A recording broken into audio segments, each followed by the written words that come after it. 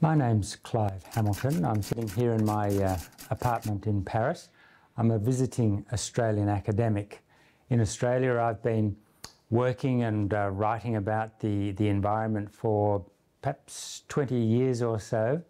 I've written a number of books which have had a little bit of influence, perhaps. I'm particularly concerned about climate change, the politics of climate change, the philosophy of environmentalism, and increasingly I'm concerned about the grand issues of the Anthropocene and what it means for humanity. And so I'm here in Paris for 2 months where there are a number of events happening in which I am involved. In November, there will be a major conference held in Paris on the Anthropocene, and I'm part of the organising committee for that conference. I'm very excited about that conference. I think it promises to be a landmark conference to help social scientists and those in the humanities get a grasp of the profound importance of this new geological epoch. Also, while I'm here in Paris, 2 of my books are being published in French. One of them, Requiem for a Species, or in French, Requiem pour l'espèce humaine, and a second book titled Earth Masters, or in French, Les Apprentis Sorciers du Climat. They've been published just last week, and so I'm here to do a number of events associated with those 2 books. So it's really been fascinating in my first 2 weeks here in Paris to try to get a sense of the environmental humanities and social sciences in France, to try to understand the subtle differences in the understanding of in intellectual life of these profoundly important issues. So I'm very pleased to be able to be here to do this interview. The Anthropocene. Well, we're now starting to realise that for the last 10,000 years, the era known geologically as the Holocene, the Earth has been asleep. It's been a 10,000-year period of extraordinary stability and calmness and clemency in the global climate, compared to the dramatic changes that were characteristic of the previous millions of years. And this stability allowed civilization to develop. And it was really allowed us, once civilization had developed and the modern era had arrived, to essentially ignore the natural environment, to ignore the natural world. And so what we're discovering now is that Earth system scientists are telling us something very profound, and that is that the slumbering beast has woken up in the form of the Anthropocene. So we're heading into a period, this century, of a dramatic change in the geographical history of the Earth, a change that's been brought about by the activities of humans themselves. And so what we're seeing is the collapse of the paradigm of the modern social sciences, which always assumed that nature and culture could be separated, that human history had its own internal dynamic determined by the activities of human beings, and meanwhile geological history, the history of the Earth, carried on slowly by itself and wasn't of much concern to us. And now we see, as Deepesh Chakrabarty has pointed out, these 2 histories have converged. And so no longer can we separate out human history and the evolution of human societies from what is happening in the Earth system itself. The 2 have clashed. As Heidegger would put it, Earth juts through into world. And so I think that this demands a total reconsideration of the social sciences and the modern humanities. The truth is that geology is no longer a concern only of geologists. It's a concern for all intellectuals because we're seeing the Earth impose itself. We've woken this slumbering beast and discovered that it's in no mood to be tolerant of these human beings who have prodded and poked and abused it so often that it's now had to come to life. So what we're seeing is a collapse of the separation of nature and culture, of the natural and the human. And no longer can we analyse them and think of them as separate. And that's why the Anthropocene is such a profound event for all of the social sciences and humanities.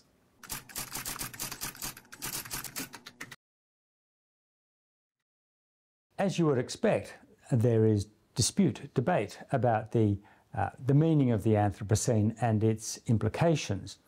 Let's see if we can try to untangle some of these disputes or disagreements.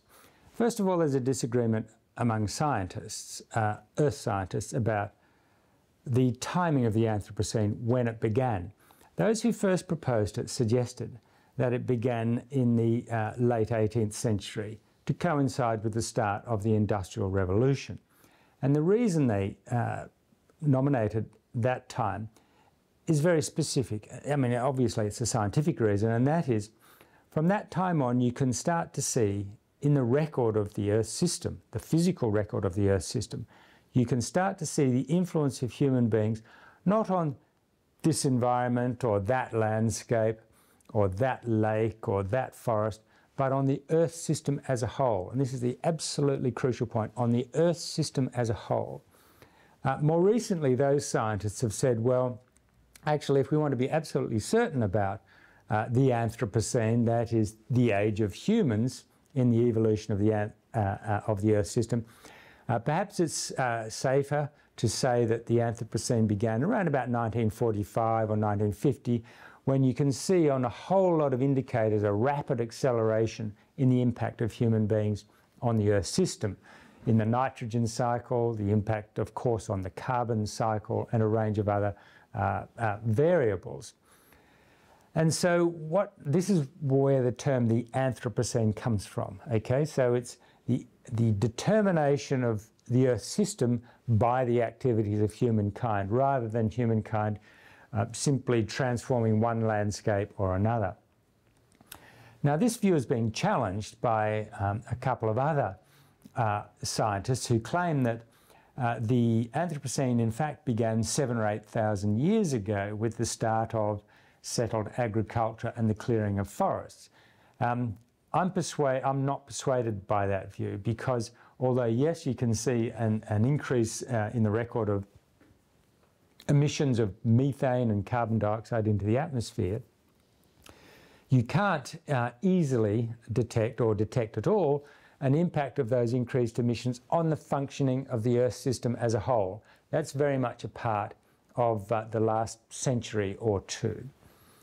But there are very deep kind of political implications of the selection of the date, because if you choose the end of the 18th century, then you're saying that it's not humankind that brought about the Anthropocene, but industrial man.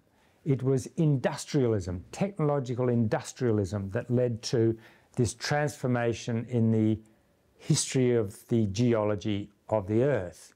Of course, that transformation was initially a capitalist industrialization process, but we know from history that communist industrialization has been just as environmentally destructive. In the old Soviet Union, there was a kind of complete disregard for the environmental damage resulting from Soviet industrialization. Of course, we see what's happened in China today. Massive environmental damage from that strange hybrid of state and private industrial development. So it's technological man that has brought about this new geological epoch, not man in general. So you can see, and so that implies that maybe it should not be the Anthropocene, which suggests the scene, the new age, has come about as a result of the activities of the anthropos, humankind in general. Perhaps it would be better called the Technocene, to reflect the idea that it's technological industrialism, whether capitalist or socialist, that has brought about this transformation of the Earth itself. But there's a further implication of this. If we do accept the scientific argument that the Anthropocene began 7,000 or 8,000 years ago, you can see that the interpretation becomes quite different. Then the Anthropocene becomes a result of human civilization, of humans moving out of their hunting and gathering phase and engaging in settled agriculture. And at that point, if that's true, then the Anthropocene is really a result of humans doing what humans do. Whereas if it happens from the industrial era, then it's a very specific type of human activity. And so the critique of the Anthropocene, or the interpretation of the implications of the Anthropocene, is heavily influenced by when you believe this new geological epoch began. So already we can see that there are some pretty substantial political and ideological implications arising out of this new epoch. So let me continue with this line of argument, because I think it's profoundly important for the social sciences to grasp some of these fundamental issues to see what is at stake when we take on board this notion of a new geological epoch and begin to think through the implications. I should point out that I think it will take us some decades to think through the implications, just as when we think of the arrival of modernity, it took perhaps 100 years for the philosophers and social scientists and historians to really grasp what was happening. But the implication I want to point to here is that there is an emerging school of thought, mostly an American school of thought, that talks about the good Anthropocene. In other words, that the Anthropocene, despite the fact that it arises out of a deep concern about climate change and the way it's transforming the Earth in ways that are often hostile to life, and certainly will be this century, there are some thinkers who are saying, no, this isn't a huge threat to humanity and the world. The good Anthropocene could indeed represent the opportunity for the greatest triumph of humanity. In other words, rather than attack industrial technology and cast doubt on its benefits, we should actually see the Anthropocene as an opportunity to develop that technological industrialism and the great ingenuity and creativity of humankind, to take it to an even higher level, so that the Anthropocene becomes something that we can celebrate rather than something that we must lament.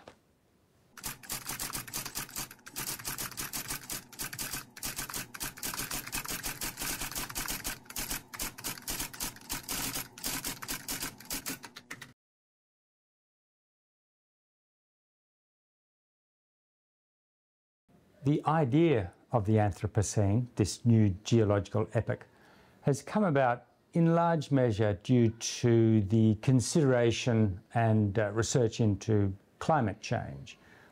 Undoubtedly, the most enormous threat that humanity will face this century and perhaps has ever faced. And now one of the fascinating things to come out of this research is a recognition amongst climate scientists that the climate system cannot be separated from the other elements of the Earth system. That is the hydrological system. It can't be separated from the biological system, from the biosphere. It can't be separated from the cryosphere, the frozen parts of the Earth, And now we're discovering that the climate system is having an impact on the geosphere itself, the crust of the Earth. Geological, seismic and even volcanic activity is expected to be affected by human-induced climatic change.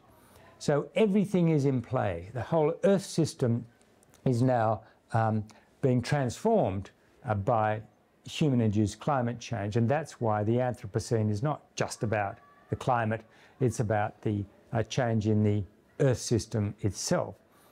And this prompts some very deep questions for social scientists, that we have to think about the Earth, this orb on which we live, in a very different way.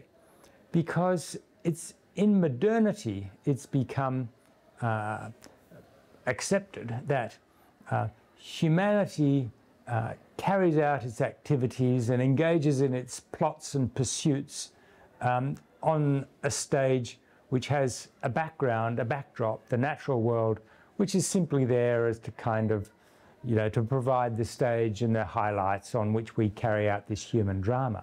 But now we have to accept that the background of this play has entered into the play itself and is influencing events in a profound way.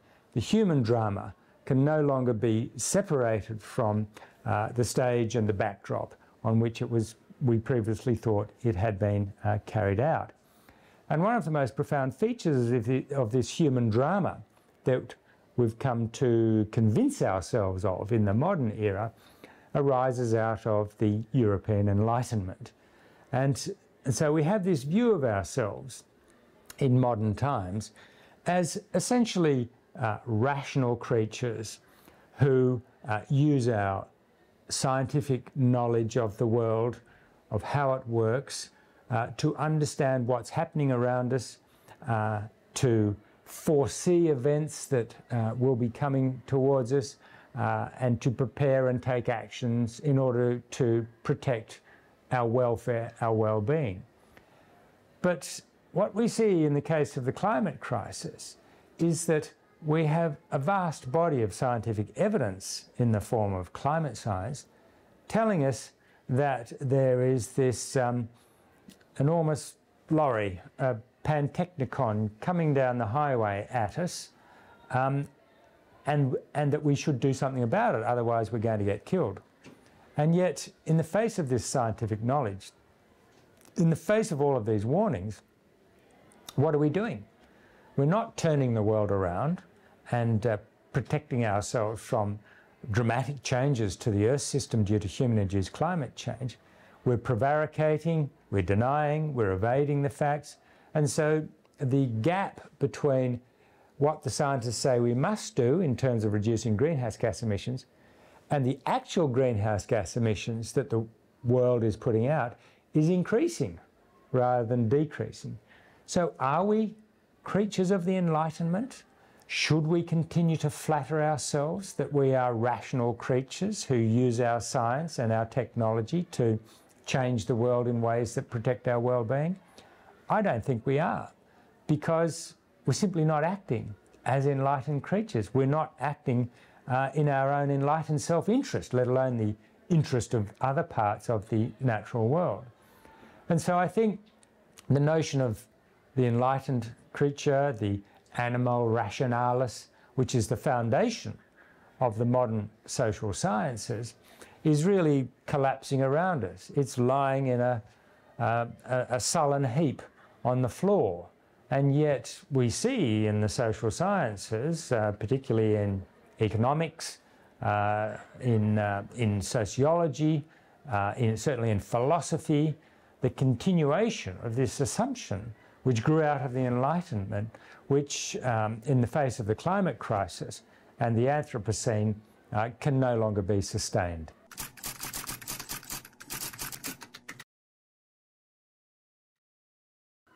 One of the most peculiar and disturbing aspects of the global climate science debate has been the extraordinary success of the climate science denial movement, particularly in the United States and other Anglophone countries, but of course it's spread into continental Europe and other nations as well. And the essential strategy of the climate denial movement has been to spread doubt about the science of climate change. Initially, the climate denial movement in the United States was an industry-funded lobbying campaign sponsored by Exxon and other fossil fuel sources. But in the 2000s and mid-2000s, the climate denial campaign was transformed. It became absorbed into right-wing populism, especially the Tea Party movement in the United States. So it shifted away from being an industry-funded campaign into part of a much broader and deeper and more angry cultural dispute, which is racking the United States particularly, and some other countries as well. And it became unpalatable for many cultural conservatives, and I'm thinking of the Tea Party and now the Tea Party domination of the Republican Party. It became unpalatable for them to accept the truth of climate science because the implications were too discomforting. It created too much cognitive dissonance. They would have to abandon too many profound beliefs if they were to accept the science of climate change. And so it became easier for them to claim that the science of climate change is bogus, is a conspiracy on the part of, well, you name it. I mean, even the Pentagon accepts it. So the Pentagon's in on the conspiracy as well. I mean, it's madness, and yet it's a very powerful form of madness, which has prevented the United States from adopting a position of leadership in the world on climate change action. But I think it goes beyond the hardline deniers, who are perhaps, you know, probably less than 15% of the population, even in the United States. I think there's a much broader portion of the populace who do not reject climate science, but are not willing to give it the kind of importance that the warnings suggest. In other words, they're willing to turn away from it, to filter it, to tell themselves, well, it can't be that bad, or the scientists can't make up their minds, or, you know, we'll muddle through and just not think about it. So I think this is what I call evasion, which is a much broader problem. And I think denial coupled with evasion has led us into this impasse, and which is having terrible consequences. And so for social scientists, this is a very sort of profound thing to consider. Why is it, in the face of this vast body of scientific evidence, there's probably more support for the science of human-induced climate change than for any other set of scientific claims, and yet it seems just too difficult for most countries to act in the way that seems necessary. So, and the consequences are going to be awful. They are awful to contemplate. And so I think the psychology of denial and the sociology of denial and evasion are events that really require the social sciences and the humanities to reevaluate how they understand human beings and how they understand societies.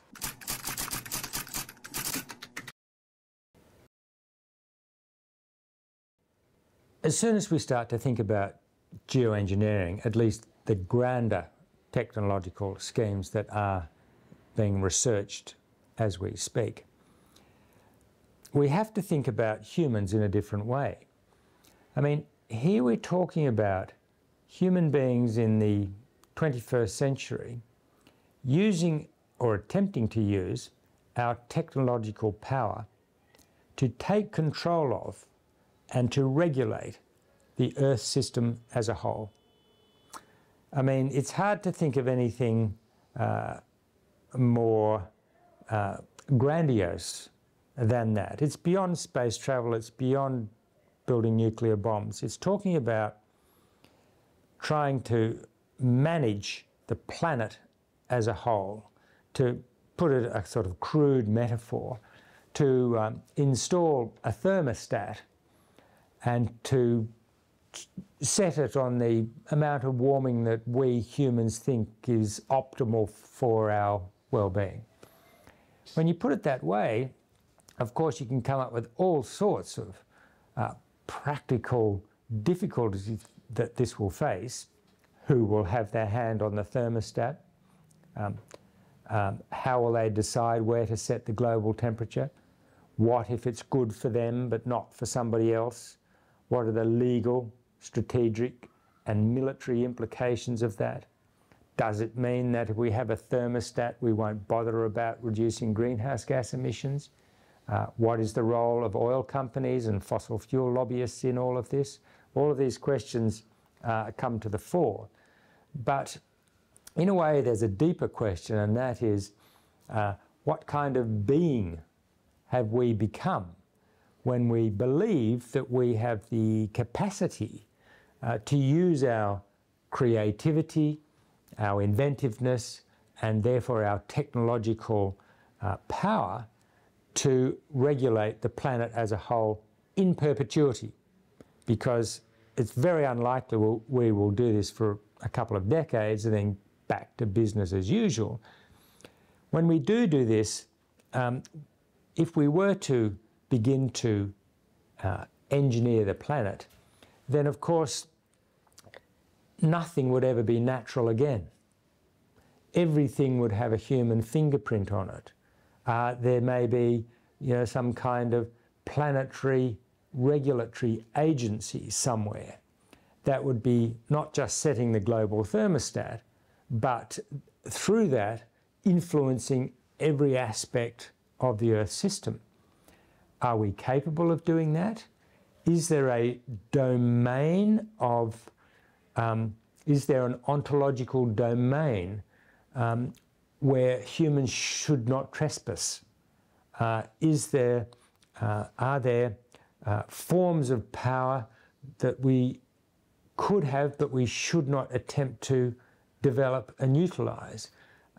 Some people with a religious orientation might believe that attempting to control and to manage the planet is an instance of human beings attempting to play God, because after all, we would need to approach a situation of omniscience, total knowledge, and omnipotence, total power. So there are some very deep ontological questions as well as ethical and religious questions thrown up by this proposal to geoengineer planet Earth.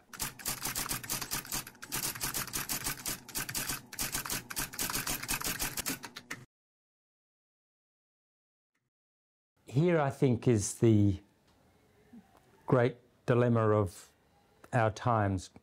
How do we live with the unbearable truth of climate change? How do we keep going each day when the climate scientists, who themselves are despairing, tell us that we are wandering blindly into a century and beyond of climatic disaster? This is one of those questions that goes to the deepest aspects of being human. Of course, we know how most people are dealing with it. They're simply ignoring it. And, I have a kind of sympathy for that. It's an enormously heavy burden to carry around on a daily basis. But I quite often receive emails from particularly young people who've read one of my books, Requiem for a Species, that really paints a very bleak prospect based very soundly on the scientific projections and they ask me, well, I've read your book, I don't know what to do with it. And I have to say I don't have a very good answer to that, except to say that Nietzsche once distinguished between what he called the pessimism of strength and the pessimism of weakness. The pessimism of weakness is to escape from the truth, to pretend that it's not there, and yet let it drive you into a life of instant gratification and hedonism and an abandonment of humanity. A pessimism of strength, on the other hand, is something that takes our human responsibilities very seriously, by which we say to ourselves, humanity faces this profound crisis. How can I maintain my dignity in the face of this truth? And to maintain our dignity, we must do something. I'm not saying we should fanatically devote our lives to campaigning or attempting to reduce our carbon footprints necessarily. I'm saying we should do something meaningful that, even if it makes no difference, at least will enable us to say, I tried. And around the world there are thousands of people making those efforts, people who have faced up to the full horror of the truth of climate scientists. And they seem to live by the maxim of St. Francis, who once said, even if I knew the world would end tomorrow, I would still plant this tree.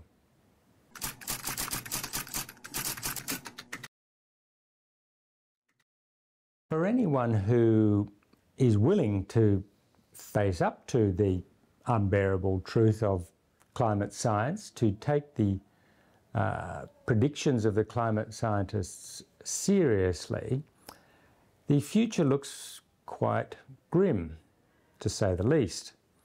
And so how do I confront that? How do I deal with that? Well, I have to say that, you know, when I read one article in particular that set out the story very, very clearly and in a very confronting way by a couple of British climate scientists. That was in 2008. I have to say it left me profoundly shocked for a long time, a couple of years.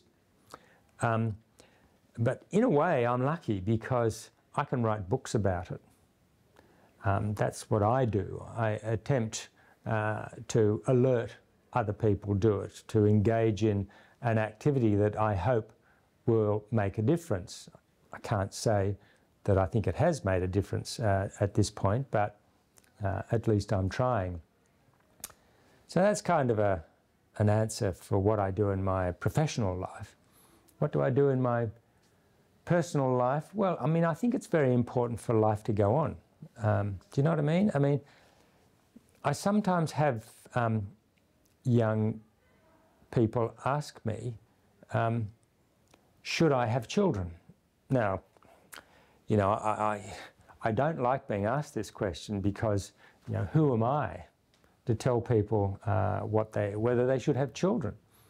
But what I am willing to say is that for most people, having children is the most profoundly human thing that they can do, and that we should not ever give up on being human.